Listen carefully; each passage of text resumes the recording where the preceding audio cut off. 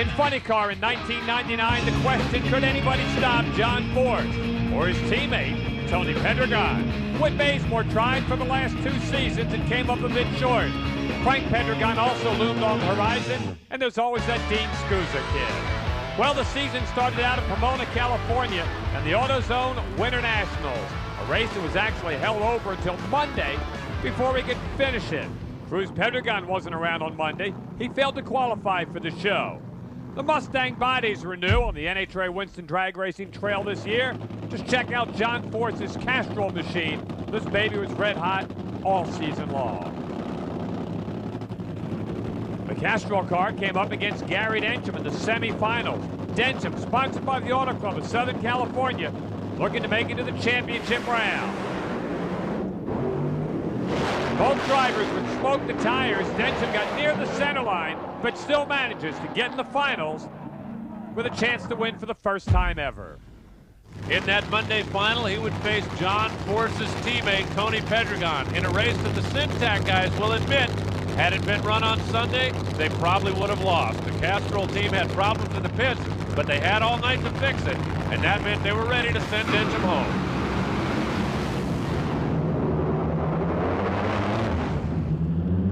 Tony wins the first race of the season, and I was there to talk to him when it was over. Great way to start this Syntec team off with the season. But really, to John Medlin, we've got a bunch of new guys that really put this thing together. Congratulate Gary Dencham and that AAA gang for making the final. But, you know, again, for Ford, we signed on performance parts this weekend. Got off to a rough start, but what a way to end it. Tony Pedregon's 6th win of his brief Funny Car career. At Phoenix, it was the Checkers, Chucks, Cragen Nationals. We went to the semifinals, a little better weekend for Cruz Pedregon in the near lane in Joe Gibbs' Interstate Batteries machine. He would face off with Whit Bazemore and the Kendall-sponsored Chevrolet Camaro. Great run at the top end. Cruz Pedregon with a blistering 491. We're moving to the final round to take on John Force. Austin Coyle lines Force up on the starting line, as he has, seems like, since the beginning of time, as Cruz Pedregon was trying to go from the outhouse of D&Q into the penthouse of the winner's circle, but came up a little short.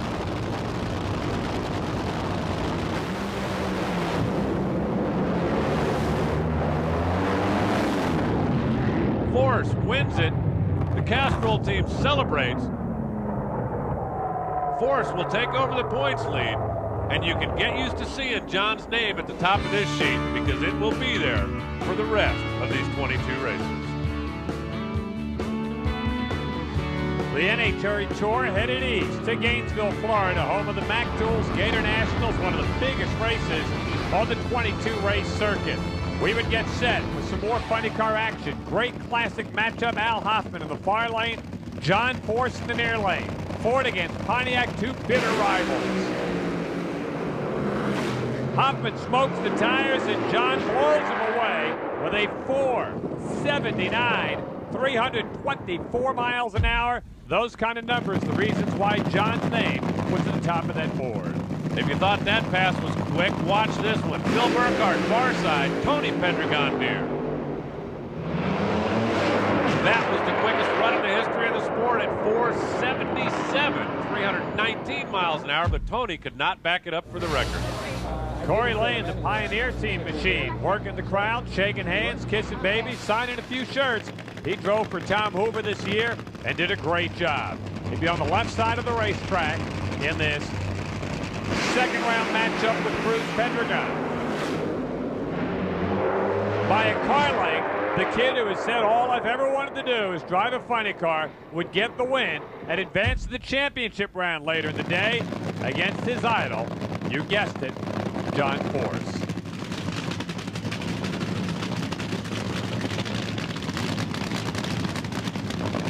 Corey, who also serves as his own crew chief, went after it in the final, maybe too much.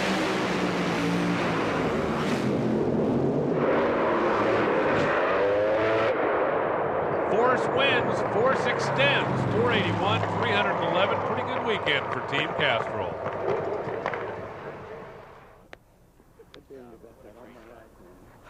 Yeah, that's what really makes you nervous, is he keeps telling me he's been chasing me his whole life. As good a start to the season as John Force was enjoying, things have been just the opposite for Ron Cass. After a couple of first-round losses, we went into Houston, and Ron didn't even make it to race day. He failed to qualify for the field. In the semifinals, Dale Worsham would be next up to try out John Force. Worsham in the Checker Chuck's Cragen car would have the best seat in the house to watch John Force lower his own national record to a blistering 478. 20 more points, pads the lead at the top. He would set a track record for ETN speed, and oh yeah, win the race over his teammate, Tony Pedregon. Hang on. Okay, so you have the magic dog. I have out. The back-to-back Texas races included a stop next to the Castrol Nationals presented by O'Reilly Auto Parts in Dallas. Dallas did not go real smooth for the Castrol team, at least didn't start out that way. Tony Pedregon in qualifying, burning down one of those brand new Mustang bodies. Tony obviously out the top and okay, and well, of course, the team would return. In the semifinals, Tony, back and raring to go, would take on his brother, Cruz, and that fast Interstate green car in the near lane. A lot of firepower here, a little bit too much on the far side. The Castrol Syntac driver running for the $100,000 Winston No Bull Challenge goes to the final round against Dean Scusa. Tony, after that fire in qualifying, decided he was not going to let this one get away with $100 grand on the line. Well, sorry, Dean, you're just another victim.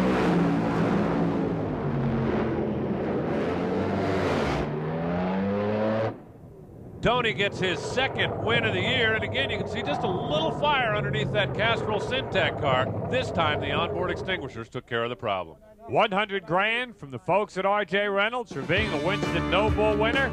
John Force still leads the points, believe it or not. After 5 races, he's starting to pull away. Tony, Cruz, Whit, Bazemore, Dean, your top 5.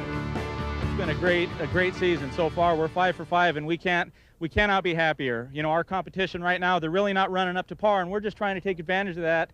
And Winston put up all that money, and we're just, I told them I'll do anything for them right now. Plus they gave me this jacket, but great weekend. The guys worked really hard, and you know, we had that fire on Friday, and you know, we overcame that, and a big race for us for Syntec, and we had all our Ford people out here, and I'm just glad it's over. Boy, those Winston guys don't know what kind of pressure they put on us when they put that much money on the line. They gave him $100,000, and he says, thanks for the jacket. The Pennzoil Nationals in Richmond, Virginia, and again, it was all Castrol. John Medlin is Tony Pedregon's crew chief. He sends his boy into battle against Austin Coyle, Bernie Federley, and the rest of the talented Castrol GTX team. The wheelman there, John Force.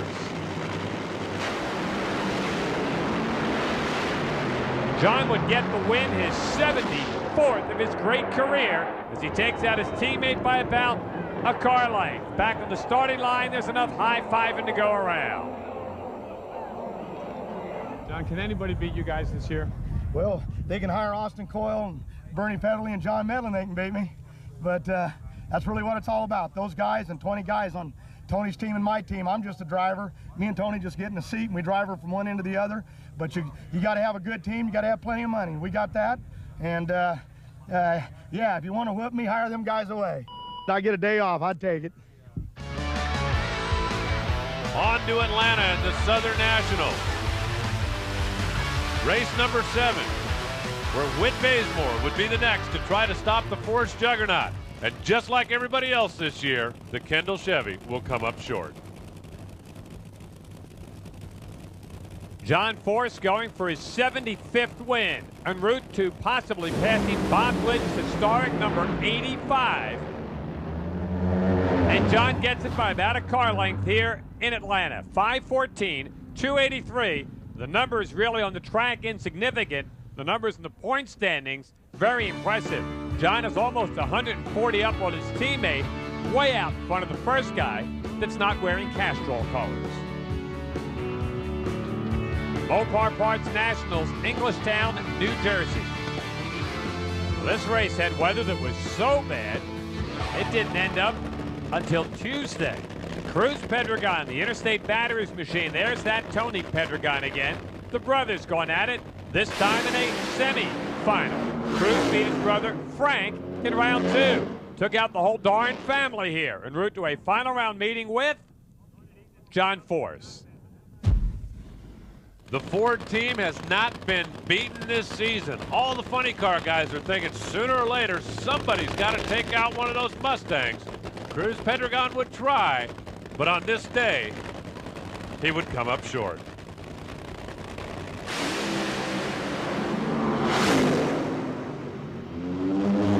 John Force wins again, and little did we know that was the last time Cruz Pedregon would drive the Interstate car.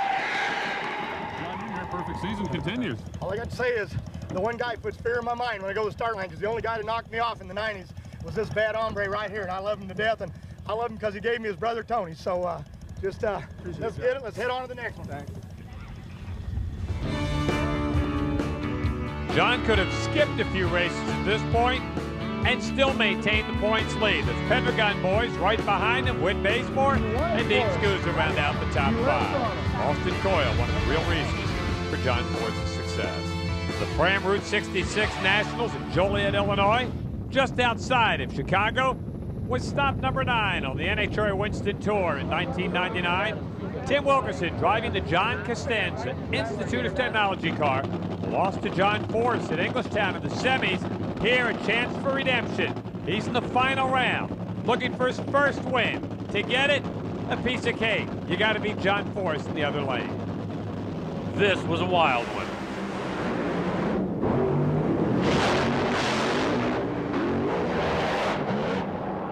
Wilkerson wins it by out-pedaling the champ, and he was having a good time. Wasn't that cool? Oh, man. That thing started shaking out there, and I pedaled and it started smoking. I'm thinking, oh, God, he's going to go by me. Please, God, give me a break. You know, it's been coming for so long. All those folks at home that always say, why don't somebody kick John Force's butt? We did it, okay? Get off my back, okay? The monkey is gone and the party is on. How about that? First win of the year by beating the guy who's been unstoppable. On to Columbus, Ohio in the Pontiac Excitement Nationals. And first-time funny car winners were about to get routine. Tommy Johnson Jr. replaced Cruz Pedregon now at the wheel of the Interstate Batteries car. And it became a pretty bad hot rod. The green team, owned by Joe Gibbs. This is the first national event for TJ, a former national event winner in Top Fuel. Some kid by the name of Phil Burkart has got the Nitrofish car on the left side, or near lane. And he's going to the next round. How about Phil Burkart, 508, 294, and he would go into the semifinals with a chance to meet that man again. The Nitrofish, out trolling for champs. They got the 8-time Winston Kingpin in the other lane.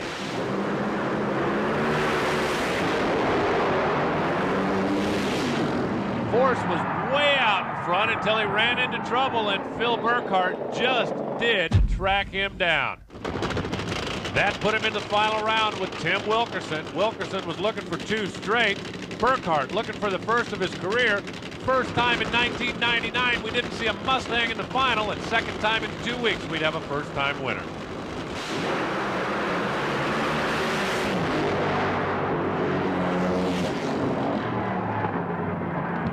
Burkart whoops them all, and the big fish got his lunch today. Oh, man, I have to give all the credit to my crew chief, Wayne Dupree, and the whole crew. Paul Gratton, the team owner, he's great. I mean, that's the reason that I'm in this car. The whole crew did an excellent job keeping this thing going down the racetrack, and I can't thank them enough. Force still comfortably out of the lead with Bazemore. Slides around Cruz, who is now carless, and closes on Tony Pedregon in the battle for the 2 spot. Sears Craftsman Nationals under the lights at Gateway International Raceway in Madison, Illinois, just across the river from St. Louis. Not nice to get John aggravated. Final here, Force, Tony Pedregon. 3rd time this year they've met in a championship final. This baby was over early as John heads right on down the course with a 494. Tony smoked the tires, Probably couldn't even see the boss through all that tire smoke. John Force wins again en route to that inevitable 9th title. The Winston No Bull Showdown took place at the newly refurbished Bristol Dragway. In Bristol, Tennessee, part of the Tri-Cities, Kingsport and Johnson City, Bristol Motor Speedway. Right there in the background, huge crowd, $200,000 purse, and a unique format. It's kind of a team deal. There's Wilkerson, there's Forrest, there's Hoffman. All right. They're all together in this funny thing. car guys Funny are Car is going to united. gang up against the top fuel cars. Cruz Pedregon was back as an owner-driver of the Go Racing Pontiac, and this featured a handicap start between the funny cars and dragsters. John, what do you think of this handicap format? I think they could take it away if they'd strap 200 or 300 pounds on them dragsters. Is this handicap? I just thought I was getting left on like I always am. The hardest part for me is when they're out on you, you can't hear your own car, so it kind of distracts you a little bit, but it's still a lot of fun. I think the dragsters are going to finally find out who the queen and the king is out here. Some great comments from the drivers on both sides of the coin. Slight handicap would go to the funny cars, and at the end, it would be Superman, John Force, in that one race action collectible car against Bob Vandergriff Jr. in Jersey's car.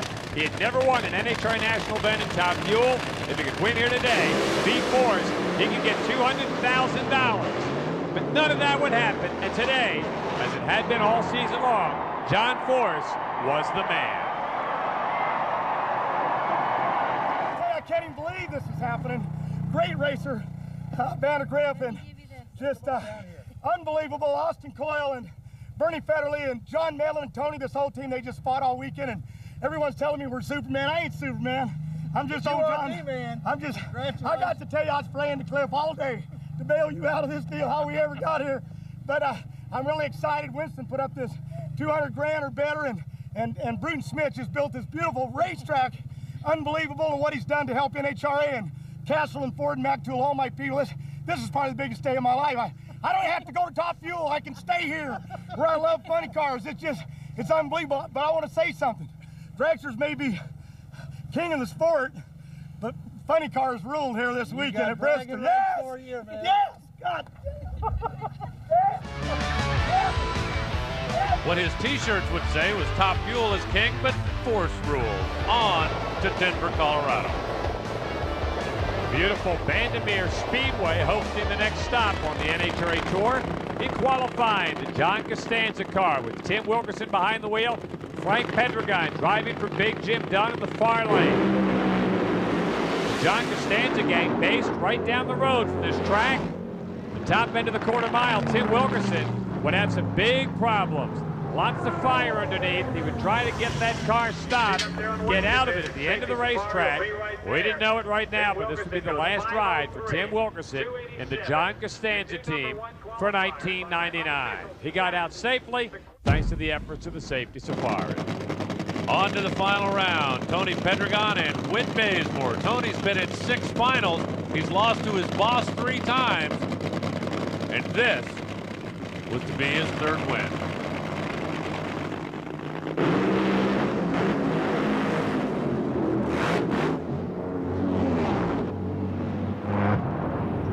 Tony strengthens his lock on 2nd place in the points. And after 12 races, this is the way the points shook out.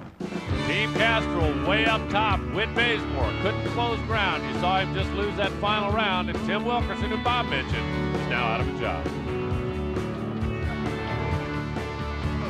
We would head west on the swing as we stop next at Seattle, Washington, the prolonged Super Lubricants Northwest Nationals. Some of the highlights in 1999, as you've already seen, happened during qualifying. Ron Capps over there at the far side, struggling through a terrible 1999. He would smoke the tires and shut it off. Tommy Johnson Jr., still getting his feet wet in the Interstate batteries machine, had big problems at the top end of the racetrack. Just like the last car with flames on it in Denver, Tommy Johnson's got some flames underneath the race car. Car would fill with smoke. He would get out the top. And again, thanks to all the safety apparatus built into these race cars, he would be okay, and he'd come back and race again. Also in qualifying, Don Sosenka, the Mr. Magoo car in the left lane. Scotty Cannon on the far side. It hasn't exactly been a banner year so far for Scotty. Blower explosion right off the starting line. He would come back and race again. As a matter of fact, he'd go all the way to the semifinals. Jim Epler's Chevrolet, the Easy Care car, had another horrendous fire here at this race in round number 1. One of the nastier ones we'd seen during 1999. Safety equipment and the safety safari would make sure the driver was okay. We would see Jim Epler again in the very near future. But that car was not to be fixed for round 2 today.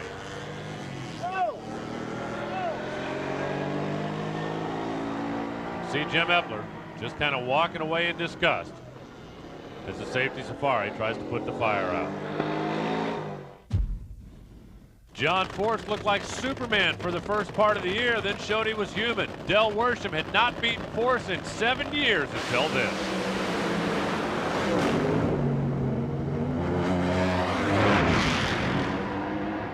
Del goes into his first final round in a long time for Checker, Shucks, and Cregan. His final round opponent would either be Scotty Cannon, who got that Oakley car back together, or Whit Bazemore, who is enjoying a pretty good Western swing with a brand new Chevrolet Camaro body. Kendall Carr gives him a run, runs him down, and runs all the way to the final round. Whit's 5:16, good enough to advance past Scotty Cannon into the championship round against Del Worsham.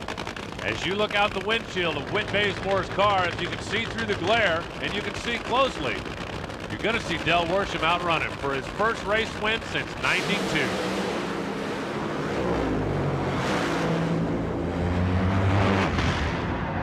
It had been a while, but the Checker, Shucks, and Cregan gang hasn't forgotten how to celebrate.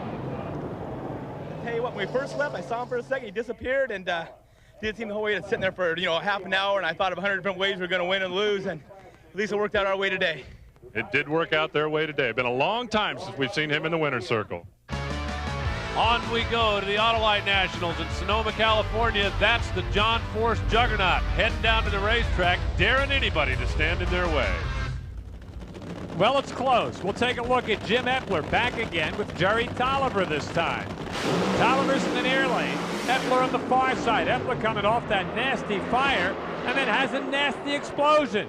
This one might even be a little more attention-getting than what he had the week before in Seattle. Brings it sideways, demolishes another body on the race car, but again, would come back and race again. If there is such a thing as good news, when the back of the body came off, at least the fire around the driver was let go. So Epler could see, was not sitting in a fireball, and was able to just lock the brakes up.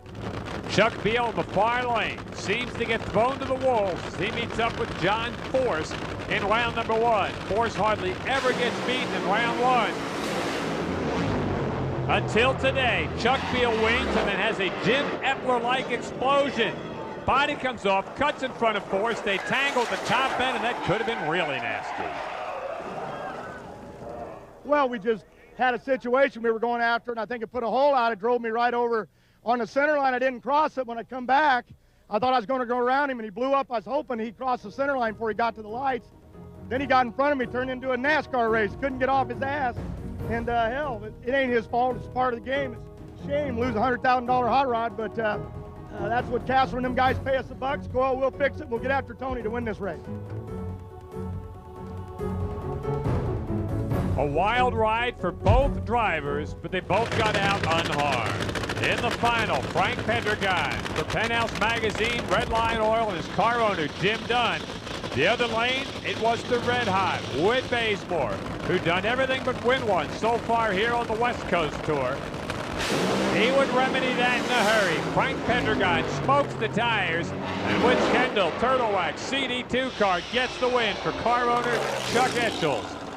John Force would still lead the points. Tony still in second, but Whit still harboring hopes of running down Pedregon for second place, and yes, maybe even John Force for the title.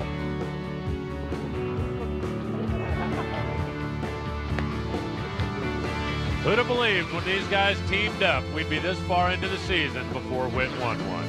On to Brainerd, Minnesota, the Colonel's Truck Accessories Nationals. qualifying highlights. Once again, this time, it's Ron Capps. We haven't spoken much about Capps on this tape, and that's because a lot of his season has been like this.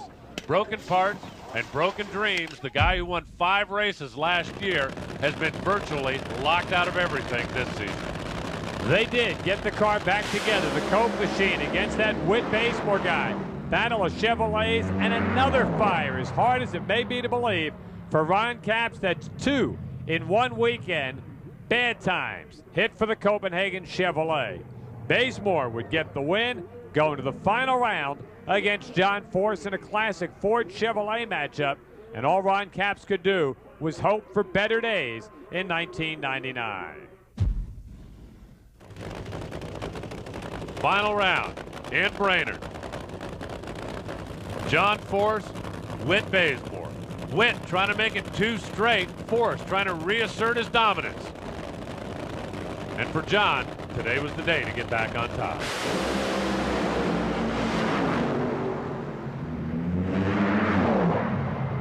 Whit gave a run for a while, but couldn't match John's 492 at 313. Credit really goes to a fine race car with Castrol and Mustang, but Austin Coyle heads his team. Bernie Federle backs him up. John Medlin, Tony, 20 guys out here makes this happen. They raced this old Chevrolet, so we're excited. We got around them today. The teams took 2 weeks off to get ready for the biggest race of them all, the U.S. Nationals, which also plays host to the Big Bud Shootout, $100,000 for the best fuel funny car, based on qualifying from the year before. This is Ron Capps, the gold Copenhagen car in the near lane against Dean Scusa, round 1 of the shootout. Capps would get the win and then have another fire. This one even more devastating than the one 2 weeks earlier at Brainerd, Minnesota. That gold Copenhagen body was only supposed to race 1 weekend. This isn't the way they wanted it to go out. The safety folks would get there, Ron would climb out of the race car, and the team would go back to work in the pit area, putting the Copenhagen car back together and get it to the line, not only to win round number 2, but go to the finals against Tony Pedregon for $100,000. And in a season that has been nothing but disaster for the Copenhagen guys, this could be their only highlight.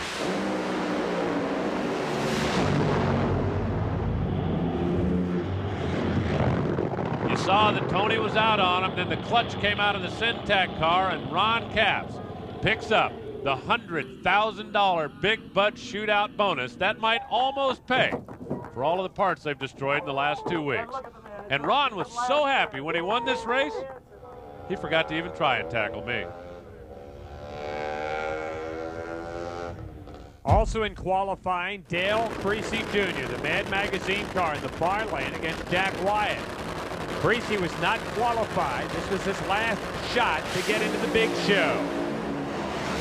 He would not do it, but not for lack of trying.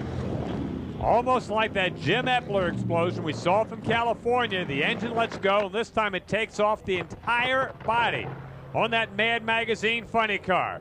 Good thing they go by the slogan, what? Me worry?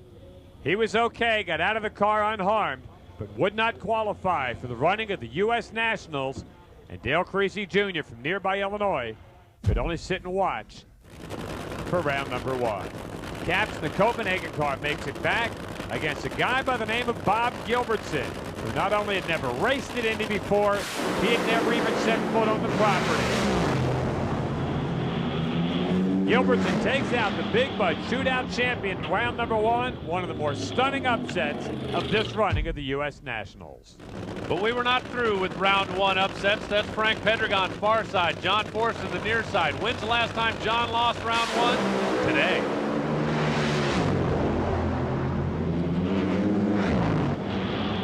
Frank Pedregon sends the champ packing, 499, 302 miles an hour. Tony Pedregon would be next up from the lone survivor from the Castrol Syntac Ford camp. He would get that pesky Bob Gilbertson in the near lane. Gilbertson, some said, lucked out in the opening round. He had a wounded Ron Capps. Well, there was nothing wrong with Tony Pedregon, and he was sent packing as well. Gilbertson goes to the semifinals at the biggest race of his career. In the semifinals, he would take on Jim Epler, now driving the second World Wrestling Federation car. That is the Undertaker body. How'd you like to look out the window and see that? Well, it may have scared Gilbertson because his day came to an end.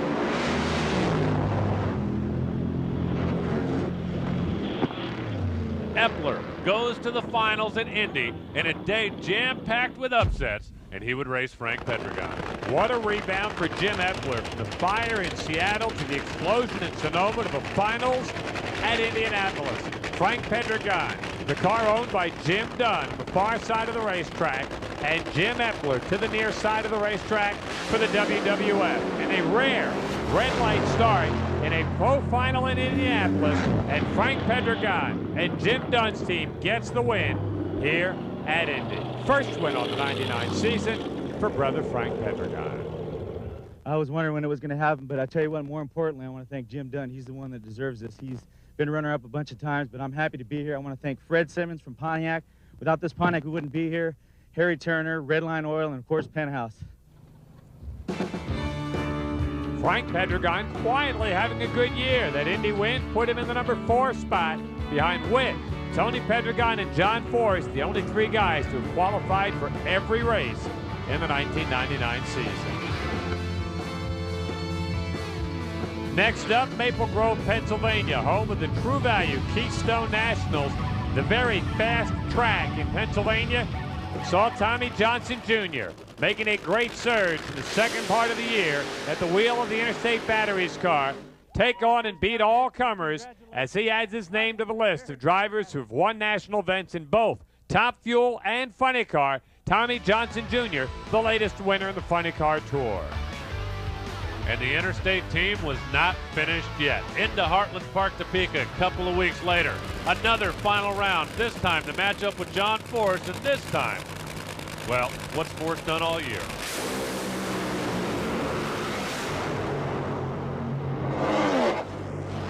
Forrest wins again, 479, coming very close to that national ET record. John would not be denied, but Tommy would be back in Memphis. At the AutoZone Nationals, presented by Pennzoil, Memphis, Tennessee, under the lights, at night.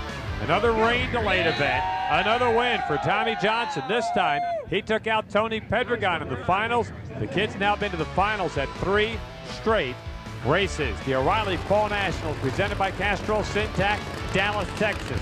Second time around. Big word that the Interstate Batteries car will not be back next year. We were informed this weekend that there probably won't be a Joe Gibbs Funny Car next year. It's going to be reduced to a 1-car team, and it's unfortunate Interstate won't be coming back. They're going to concentrate their efforts on the NASCAR side, and right now morale here is a little low, but still number 1. I think that was the only way they were going to slow that team down. John Forrest against Scotty Cannon. If John can win this round 2 matchup, he will be the 9-time Winston Funny Car champ. Was it ever in doubt? That's all that's left after Coyle and Bernie take the money. The champagne. I'm gonna run. John not only clinched the title, a little icing to that cake, he won the race. With 2 events to go, there would be no catching John Forrest. Next stop, the Matco Tools Super Nationals in Houston, and Forrest unrelenting on the troops in the funny car category, as he has been through the 1990s, would meet up with that resilient and resurgent Jim Epler in the WWF car in the final round.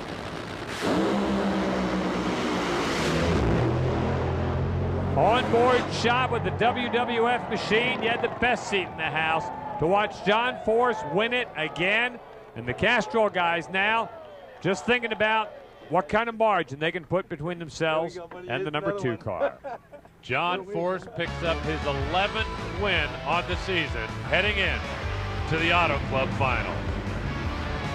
It'll be another WWF versus John Forrest matchup in the final round. This time, Stone Cold Steve Austin takes the measure of the champ.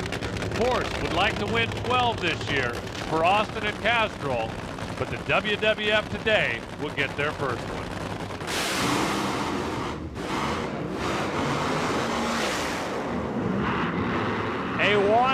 Pedal Fest, and what a way to end the 1999 Funny Car season. Jerry Toliver and the Stone Cold Steve Austin gets the win, but John Force is still the champ, and as Stone Cold would say, that's the bottom line. Tony Pedregon wraps up the number 2 spot. Whit Bazemore, Chevy, Frank Pedregon, and Dean Scusa round out the top 5 in Funny Cars.